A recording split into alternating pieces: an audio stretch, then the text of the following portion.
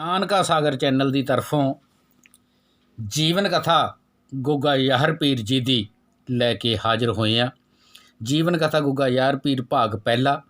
सो प्यारिओ, विद्वान लोग अपने अपने मत के अनुसार ਵੱਖ-ਵੱਖ ढंग तरीकों के नाल गुग्गा याहर पीर जी की कथा बयान करते हैं। लेकिन बहुत सारिया बुकां जो कि गुग्गा याहर पीर जी के दरबार तो लिया के भी पढ़ियाँ देखियाँ, उन्हां दे विच भी थोड़ा थोड़ा फर्क, थोड़ा थोड़ा अंतर जरूर आउंदा।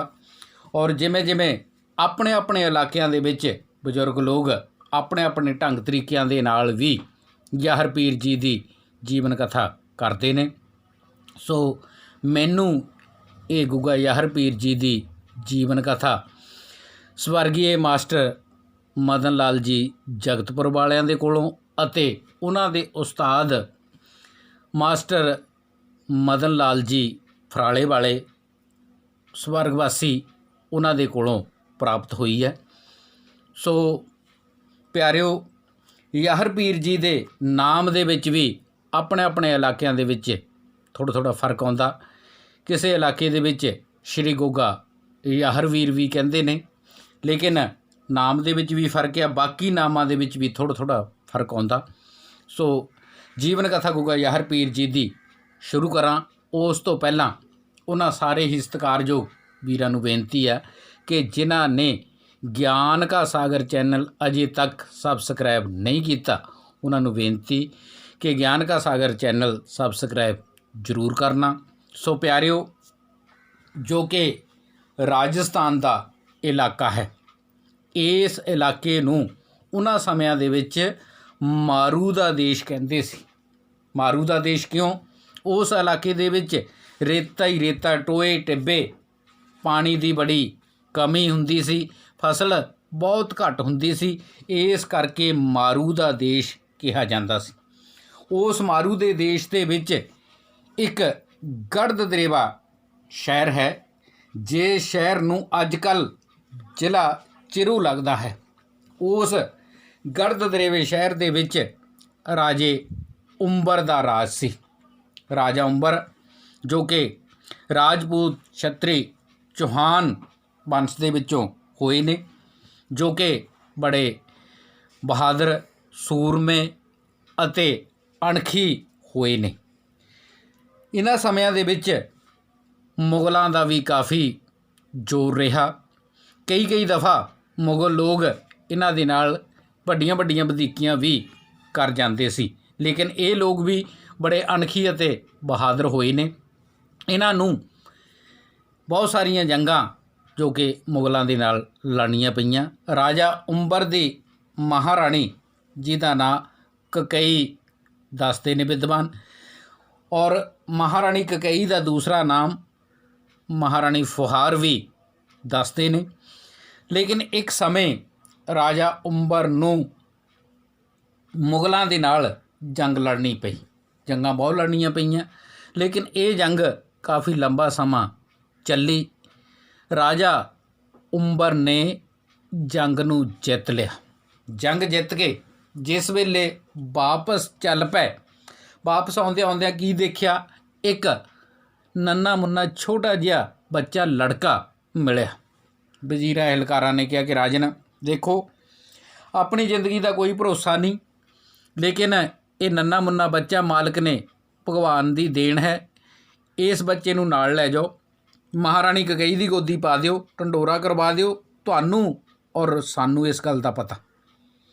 इस तरह उस नन्हे मुन्ने बच्चे नूं राजा उंबर ने अपने घर दे विच लै आंदा और महाराणी ककई की गोदी पा दिता।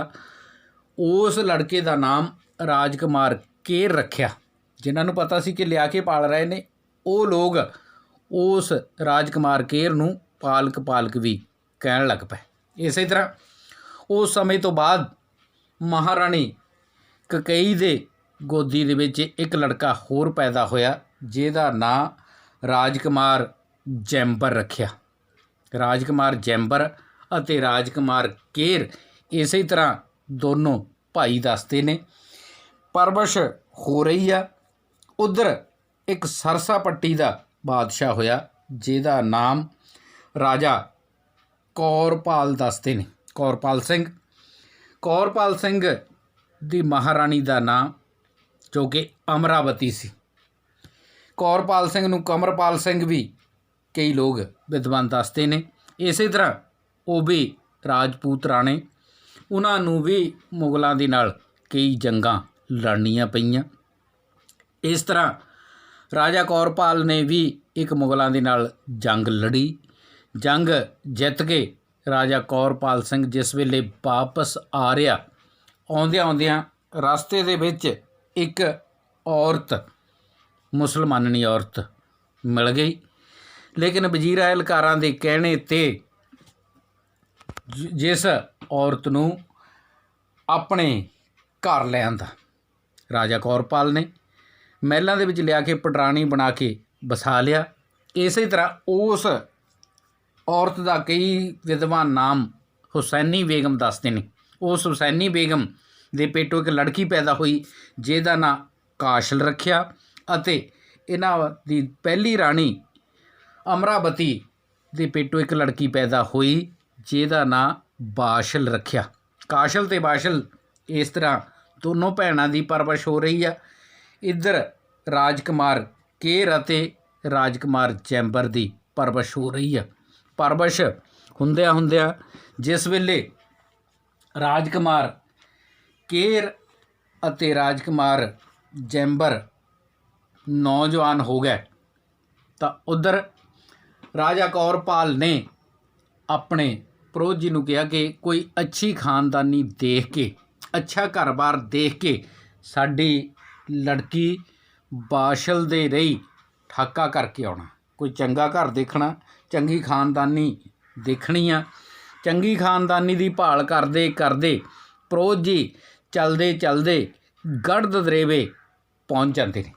ਜਿਸ ਵੇਲੇ ਗੜ੍ਹ ਦਦਰੇਵੇ ਆ ਕੇ ਰਾਜਾ ਉਂਬਰ ਦੇ ਨਾਲ ਗੱਲ ਕੀਤੀ, ਰਾਜਾ ਉਂਬਰ ਨੇ ਆਪਣਾ ਲੜਕਾ ਜੋ ਕਿ ਰਾਜਕੁਮਾਰ ਜੈਂਬਰ ਦਿਖਾਇਆ। ਪ੍ਰੋਧ ਜੀ ਦੇ ਪਸੰਦ ਆ ਗਿਆ। ਪ੍ਰੋਧ ਜੀ ਨੇ ਹੁਣ ਕਾਸ਼ਲ ਵੱਡੀ ਸੀ, ਪਰ ਬਾਸ਼ਲ ਦਾ ਰਿਸ਼ਤਾ ਰਾਜਕੁਮਾਰ ਜੈਂਬਰ ਦੇ ਨਾਲ ਪੱਕਾ ਕਰਕੇ, ਠਾਕਾ ਕਰਕੇ 6 ਮਹੀਨਿਆਂ ਦਾ ਵਿਆਹ ਪੱਕਾ ਕਰਕੇ ਆ ਕੇ ਜੋ ਕਿ ਰਾਜਾ ਕੌਰਪਾਲ ਨੂੰ ਦੱਸ ਦਿੱਤਾ। ਜਿਸ ਵੇਲੇ ਰਾਜਾ ਕੌਰਪਾਲ ਨੂੰ ਇਸ ਗੱਲ ਦਾ ਦੱਸਿਆ, ਕਿਉਂਕਿ ਉਹਨਾਂ ਸਮਿਆਂ ਦੇ ਵਿੱਚ ਇਹੋ ਜਿਹੇ ਕੰਮ ਪ੍ਰੋਧ ਲੋਕ ਹੀ ਕਰਿਆ ਕਰਦੇ ਸੀ। ਪ੍ਰੋਧ ਲੋਕ ਜੋ ਕੁਝ ਵੀ ਕਰਕੇ ਆ ਕੇ ਦੱਸ ਦਿਆ ਕਰਦੇ ਸੀ, ਰਾਜੇ ਮਹਾਰਾਜਿਆਂ ਨੂੰ ਵੀ ਉਹ ਮੰਨਣੇ ਪੈਂਦੇ ਸੀ, ਉਹ ਕਬੂਲ ਕਰਨੇ ਪੈਂਦੇ ਸੀ। ਦੋਨਾਂ ਪਾਸਿਆਂ ਦੇ ਵਿੱਚ ਸਰਸਾ ਪੱਟੀ ਅਤੇ ਗੜ੍ਹ ਦਦਰੇਵੇ ਦੇ ਵਿੱਚ ਵਿਆਹਾਂ ਦੀਆਂ ਤਿਆਰੀਆਂ ਹੋਣ ਲੱਗ ਪਈਆਂ। ਤਿਆਰੀਆਂ ਹੁੰਦੀਆਂ ਉਹ ਸਮਾਂ ਲਾਗੇ ਆ ਗਿਆ।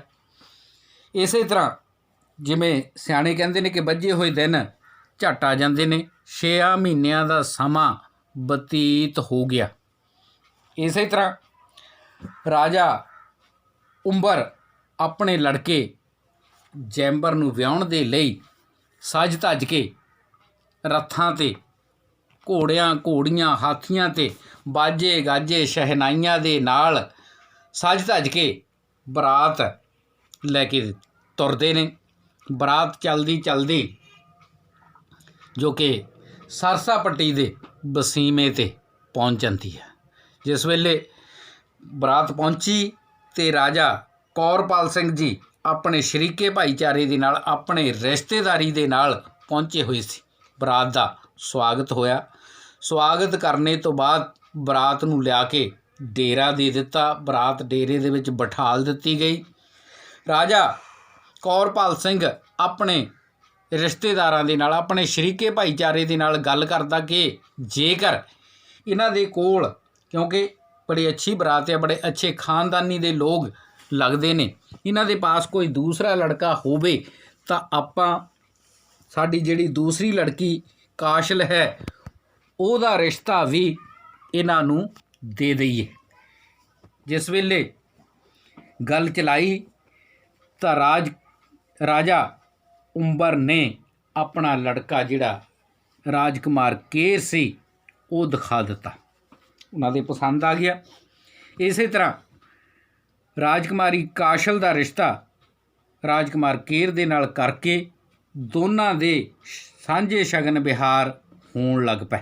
ਇਸੇ ਤਰ੍ਹਾਂ ਕਿਉਂਕਿ ਉਹਨਾਂ ਸਮਿਆਂ ਦੇ ਵਿੱਚ ਬਰਾਤਾਂ ਨੂੰ ਕਈ ਦਿਨ ਰੱਖਿਆ ਕਰਦੇ ਸੀ। ਹਫ਼ਤਾ ਭਰ ਬਰਾਤ ਨੂੰ ਰੱਖਿਆ। ਬਰਾਤ ਰੱਖ ਕੇ ਬੜੀ ਸੇਵਾ ਕੀਤੀ ਹੈ ਰਾਜਾ ਕੌਰਪਾਲ ਸਿੰਘ ਨੇ। ਸੇਵਾ ਕਰਕੇ ਇਸੇ ਤਰ੍ਹਾਂ ਡੋਲੇ ਤੋਰ ਦਿੱਤੇ ਨੇ। ਰਾਜਾ ਉਂਬਰ ਬੜੀਆਂ ਖੁਸ਼ੀਆਂ ਅਤੇ ਚਾਵਾਂ ਦੇ ਨਾਲ ਇੱਕ ਲੜਕੇ ਨੂੰ ਵਿਆਹੁਣ ਗਏ। 2 ਡੋਲੇ ਲੈ ਕੇ ਆਪਣੇ ਗੜ੍ਹ ਦਦਰੇਵੇ ਸ਼ਹਿਰ ਦੇ ਵਿੱਚ ਖੁਸ਼ੀਆਂ ਦੇ ਨਾਲ ਚਾਵਾਂ ਦੇ ਨਾਲ ਪਹੁੰਚ ਜਾਂਦੇ ਨੇ। ਇਸੇ ਤਰ੍ਹਾਂ ਰਾਜਕੁਮਾਰ ਕੇਰ ਦੇ ਮਹਾਰਾਣੀ ਕਾਸ਼ਲ ਵਸਦੀ ਹੈ ਅਤੇ ਜੈਂਬਰ ਦੇ ਘਰ ਮਹਾਰਾਣੀ ਬਾਸ਼ਲ ਵਸਦੀ ਹੈ। ਵਸਦਿਆਂ ਰਸਦਿਆਂ ਸਮਾਂ ਬਤੀਤ ਹੋ ਰਿਹਾ। ਸਮਾਂ ਬਤੀਤ ਹੁੰਦਿਆਂ ਅਜੇ ਦੋਨਾਂ ਦੇ ਵਿੱਚੋਂ ਕਿਸੇ ਦੇ ਵੀ ਔਲਾਦ ਨਹੀਂ। ਔਲਾਦ ਨਾ ਹੋਣ ਕਰਕੇ ਰਾਜ ਦੇ ਵਿੱਚ ਉਡੀਕ ਹੋ ਰਹੀ ਹੈ ਕਿ ਕੋਈ ਨਾ ਕੋਈ ਨੰਨਾ ਮੁੰਨਾ ਬੱਚਾ ਆਵੇ, ਪਰ ਔਲਾਦ ਦੋਨਾਂ ਮਹਾਰਾਣੀਆਂ ਦੇ ਅਜੇ ਕੋਈ ਨਹੀਂ। ਔਲਾਦ ਦੀ ਖਾਤਰ ਮਹਾਰਾਣੀ ਕਾਸ਼ਲ ਨੇ ਨਾਗਾਂ ਦੀ ਪੂਜਾ ਸ਼ੁਰੂ ਕੀਤੀ ਹੈ। ਬਰਮੀ 'ਤੇ ਜਾਂਦੀ ਆ, ਦੁੱਧ ਫੁੱਲ ਚੜਾਉਂਦੀ ਆ ਨਾਗ ਦੇਵਤਾ ਦੇ ਅੱਗੇ। ਇਹੀ ਫਰਿਆਦ ਕਰਦੀ ਆ ਕਿ ਹੇ ਨਾਗ ਦੇਵਤਾ ਜੀ, ਮੈਨੂੰ ਇੱਕ ਪੁੱਤਰ ਦੀ ਦਾਤ ਬਖਸ਼ ਦਿਓ। ਲੇਕਿਨ ਉੱਧਰ ਮਹਾਰਾਣੀ ਬਾਸ਼ਲ ਜੋ ਕਿ ਜਿਸ ਦਾ ਕਿਤੇ ਵੀ ਮਨ ਟਿਕਦਾ ਨਹੀਂ, ਕਦੀ ਕਿਤੇ। ਇਸੇ ਤਰ੍ਹਾਂ ਇੱਕ ਦਿਨ ਮਹਾਰਾਣੀ ਬਾਸ਼ਲ ਦੀ ਦਾਸੀ ਜਿਹਦਾ ਨਾਂ ਹੀਰਾ ਗੋਲੀ ਸੀ, ਉਹ ਹੁਣ ਕਿਤੇ ਬਾਜ਼ਾਰ ਜਾਂਦੀ ਹੈ। ਬਾਜ਼ਾਰ ਦੇ ਵਿੱਚ ਕੁਝ ਸਿਆਣੇ ਲੋਕ ਬੈਠੇ ਗੱਲਾਂ ਕਰ ਰਹੇ ਨੇ। ਗੱਲ ਕੀ ਕਰਦੇ ਨੇ ਕਿ ਇਸ ਸਮੇਂ ਦੇ ਵਿੱਚ ਇਹ ਸੰਸਾਰ ਦੇ ਵਿੱਚ ਉਹ ਮਹਾਂਪੁਰਸ਼ ਜਿਨ੍ਹਾਂ ਨੂੰ ਜਗਤ ਗੁਰੂ ਦੇ ਨਾਮ ਦੇ ਨਾਲ ਬੁਲਾਇਆ ਜਾਂਦਾ, ਜਗਤ ਗੁਰੂ ਗੋਰਖਨਾਥ ਜੀ, ਜਿਨ੍ਹਾਂ ਦੀ ਕੋਈ ਬੰਦਗੀ ਕਰ ਲਵੇ, ਜਿਨ੍ਹਾਂ ਨੂੰ ਕੋਈ ਯਾਦ ਕਰ ਲਵੇ, ਉਹ ਕਦੀ ਵੀ ਖਾਲੀ ਨਹੀਂ ਮੋੜਦੇ। ਹਰ ਇੱਕ ਮਨੋਕਾਮਨਾ ਪੂਰਨ ਕਰਦੇ ਨੇ। ਇਸੇ ਤਰ੍ਹਾਂ ਜਿਸ ਵੇਲੇ ਮਹਾਰਾਣੀ ਬਾਸ਼ਲ ਦੀ ਗੋਲੀ ਨੇ ਇਹ ਸਾਰੀਆਂ ਗੱਲਾਂ ਬਾਤਾਂ ਸੁਣ ਕੇ ਆ ਕੇ ਮਹਾਰਾਣੀ ਬਾਸ਼ਲ ਦੇ ਨਾਲ ਗੱਲ ਕਰਦੀ ਕਿ ਮਹਾਰਾਣੀ ਬਾਸ਼ਲ, ਦਰ ਧੱਕੇ ਠੇਡੇ ਖਾਣ ਦੇ ਨਾਲੋਂ ਮੈਂ ਇੱਕ ਮਹਾਂਪੁਰਸ਼ਾਂ ਦੀ ਤਾਰੀਫ ਸੁਣ ਕੇ ਆਈ ਹਾਂ, ਇੱਕ ਸਿਫਤ ਸੁਣ ਕੇ ਆਈ ਹਾਂ। ਜੇਕਰ ਤੂੰ ਕਿਤੇ ਜਗਤ ਗੁਰੂ ਗੋਰਖਨਾਥ ਜੀ ਮਹਾਰਾਜ ਜੀ ਦੀ ਇਬਾਦਤ ਕਰ ਲਵੇਂ ਤਾਂ ਤੈਨੂੰ ਦੁਨੀਆ ਦੀ ਹਰ ਇੱਕ ਚੀਜ਼ ਪ੍ਰਾਪਤ ਹੋ ਜਾਵੇਗੀ। ਮਹਾਰਾਣੀ ਬਾਸ਼ਲ ਨੇ ਕਿਹਾ ਕਿ ਮੈਂ ਜਗਤ ਗੁਰੂ ਗੋਰਖਨਾਥ ਜੀ ਦੀ ਇਬਾਦਤ ਤਾਂ ਕਰਨੀ ਸ਼ੁਰੂ ਕਰ ਦਿਆਂ, ਪਰ ਮੈਨੂੰ ਉਹਨਾਂ ਦੀ ਸੂਰਤ ਦਾ ਪਤਾ ਹੋਵੇ, ਕਿਹੋ ਜਿਹੀ ਉਹਨਾਂ ਦੀ ਸੂਰਤ ਹੈ। ਮੈਂ ਉਹਨਾਂ ਦੀ ਸੂਰਤ ਨੂੰ ਮੁੱਖ ਰੱਖ ਕੇ ਜਾਂ ਉਹਨਾਂ ਦੀ ਮੂਰਤੀ ਬਣਾ ਕੇ ਉਹਨਾਂ ਦੀ ਬੰਦਗੀ ਕਰਨੀ ਸ਼ੁਰੂ ਕਰਾਂਗੀ। ਲੇਕਿਨ ਮਹਾਰਾਣੀ ਬਾਸ਼ਲ ਦੀ ਦਾਸੀ ਨੇ ਦੱਸਿਆ ਕਿ ਹੀਰਾ ਗੋਲੀ ਨੇ ਦੱਸਿਆ ਕਿ ਮੈਂ ਉਹਨਾਂ ਦੀ ਸੂਰਤ, ਉਹਨਾਂ ਦੀ ਸ਼ਕਲ, ਉਹਨਾਂ ਦੇ ਸਰੂਪ ਬਾਰੇ ਵੀ ਪੁੱਛ ਕੇ ਆਈ ਹਾਂ। ਇਹੋ ਜਿਹਾ ਸੁੰਦਰ ਸਰੂਪ ਹੈ, ਇਹੋ ਜਿਹੀਆਂ ਜਟਾਵਾਂ। ਮਹਾਰਾਣੀ ਬਾਸ਼ਲ ਨੇ ਆਪਣੇ ਘਰ ਦੇ ਵਿੱਚ ਹੁਣ ਜਗਤ ਗੁਰੂ ਗੋਰਖਨਾਥ ਜੀ ਦੀ ਇੱਕ ਮੂਰਤੀ ਬਣਾ ਕੇ ਉਹਦੀ ਬੰਦਗੀ ਕਰਨੀ ਸ਼ੁਰੂ ਕੀਤੀ ਆ। ਬੰਦਗੀ ਕਰਦਿਆਂ ਸਮਾਂ ਬਤੀਤ ਹੁੰਦਾ ਜਾ ਰਿਹਾ। ਇਸੇ ਤਰ੍ਹਾਂ ਜਿਸ ਵੇਲੇ ਬੰਦਗੀ ਕਰਦੀ ਨੂੰ 12 ਸਾਲ ਹੋ ਗਏ ਤਾਂ ਪਿਆਰਿਓ ਜਗਤ ਗੁਰੂ ਗੋਰਖਨਾਥ ਜੀ ਨੂੰ ਵੀ ਉੱਧਰ ਖਬਰ ਹੋ ਗਈ। ਉਹਨਾਂ ਦਾ ਧੂੰਆਂ ਡੱਕੇ ਡੋਲੇ ਖਾਂਦਾ। ਜਗਤ ਗੁਰੂ ਗੋਰਖਨਾਥ ਜੀ ਆਪਣੀ ਦਿਵ ਦ੍ਰਿਸ਼ਟੀ ਦੇ ਨਾਲ ਦੇਖਦੇ ਨੇ ਕਿ ਸਾਨੂੰ ਕੌਣ ਯਾਦ ਕਰਦਾ, ਤਾਂ ਸਾਹਮਣੇ ਮਹਾਰਾਣੀ ਬਾਸ਼ਲ ਦਾ ਪਤਾ ਲੱਗਾ। ਸੋ ਪਿਆਰਿਓ, ਅਗਲੇ ਭਾਗ ਦੇ ਵਿੱਚ ਜੀਵਨ ਕਥਾ ਗੁੱਗਾ ਯਾਰ ਪੀਰ ਜੀ ਭਾਗ ਦੂਜੇ ਦੇ ਵਿੱਚ ਇੱਥੋਂ ਕਥਾ ਸ਼ੁਰੂ ਕੀਤੀ ਜਾਵੇਗੀ। ਸੋ ਇਸ ਕਥਾ ਦੇ ਵਿੱਚ ਗਲਤੀਆਂ ਗੁਸਤਾਖੀਆਂ ਦੀ ਮਾਫੀ ਦੇਣੀ ਆ। ਆਉਣ ਵਾਲੀ ਵੀਡੀਓ ਤੱਕ ਲਈ ਰੱਬ ਰਾਖਾ, ਰੱਬ ਰਾਖਾ, ਰੱਬ ਰਾਖਾ।